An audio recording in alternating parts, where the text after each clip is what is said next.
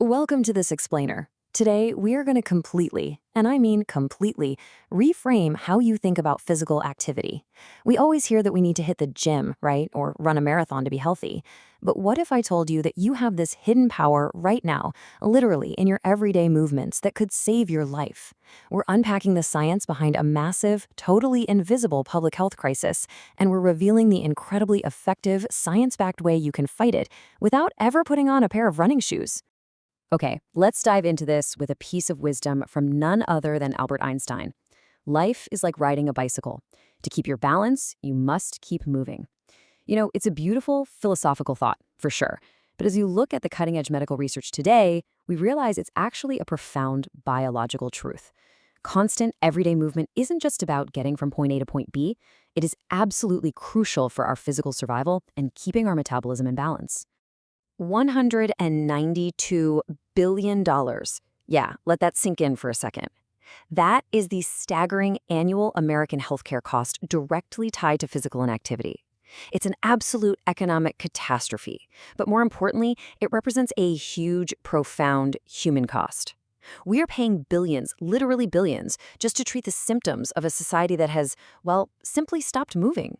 And this brings us to a frankly terrifying modern diagnosis.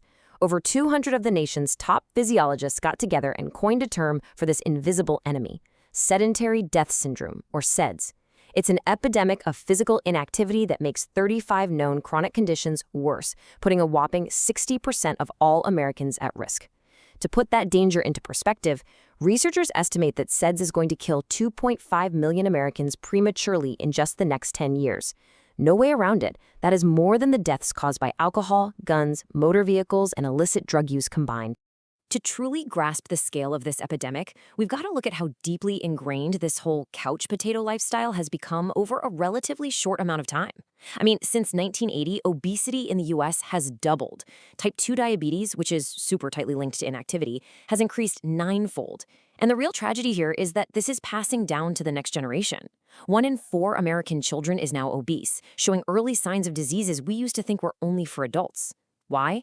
Well, check this out. The average American child spends 900 hours a year in school, but a massive 1,023 hours watching television. Our environment is literally engineering movement right out of our lives.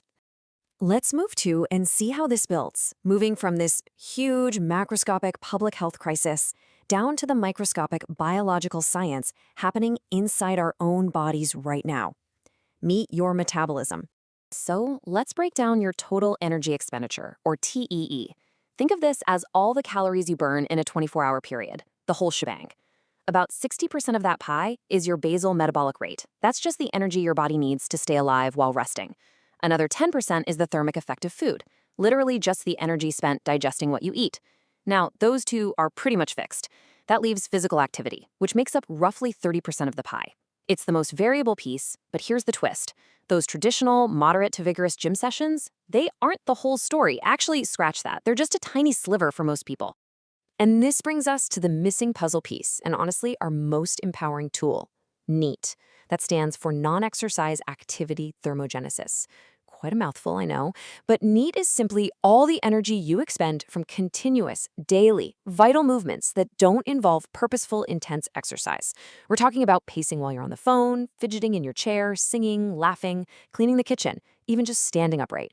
These actions might seem totally trivial, but as you'll see, they add up to a highly effective, science-backed way to fight the sedentary epidemic. It's a real game changer. And this brilliantly illustrates the difference. Consider a comparison between a completely sedentary person and a highly active person. They can have the exact same basal metabolic rate, eat the exact same diet, and even do the exact same 30-minute workout at the gym. Yet one person is burning significantly more calories throughout the day purely because of their NEAT levels.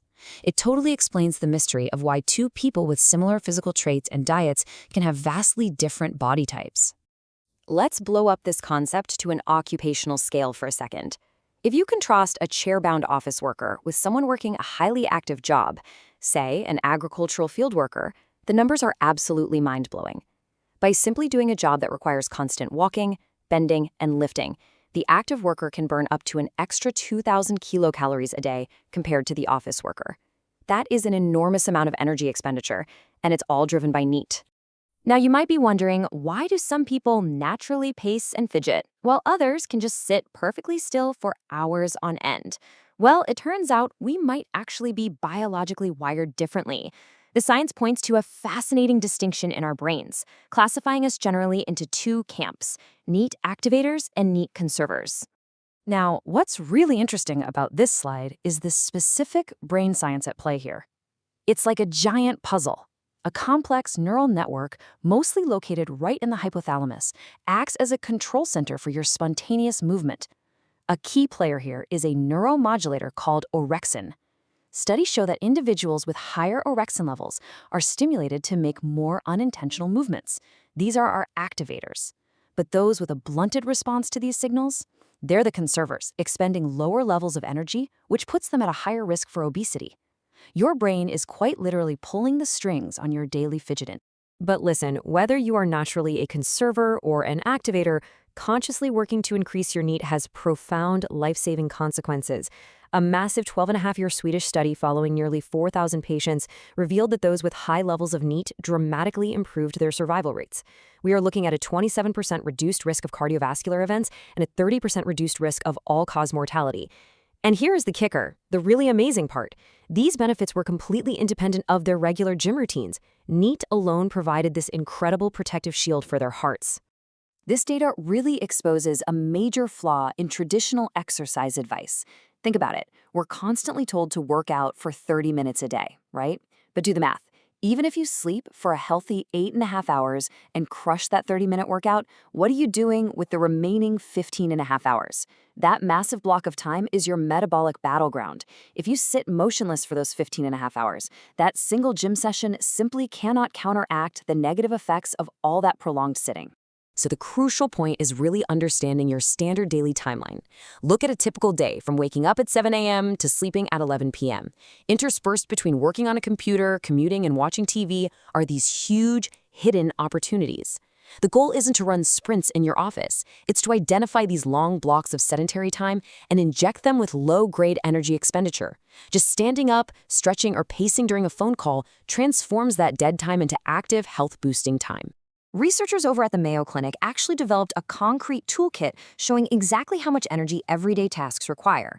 Sedentary activities, like watching TV or surfing the internet, burn a mere 0 to 50 extra calories an hour.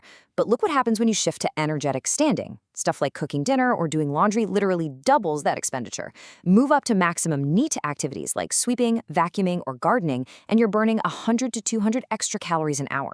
By just swapping a few hours of sitting on the couch for some active hobbies or chores around the house, you can seamlessly torch hundreds of extra calories over the course of a week. But what about at work, where we're so often chained to a desk? Well, you can completely redesign your environment for movement tomorrow with some highly actionable, super simple hacks. First, adopt a walk and talk strategy for your phone calls or one-on-one meetings. Just get up and move. Second, commit to standing up for just 15 minutes out of every hour.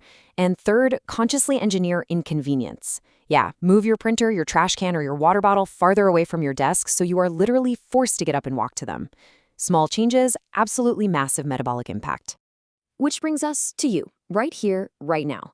Sedentary death syndrome thrives on the path of least resistance, on a reliance on modern convenience. But NEAT puts the power back in your hands, well, and your legs. So I'm going to leave you with a challenge. Look around your immediate environment right now. How can you add a little more NEAT to your next hour? Can you stand up while watching the rest of this explainer? Can you pace around while making your next phone call? Break the sedentary cycle today and start taking real control of your metabolism. Thanks so much for joining me, and keep moving.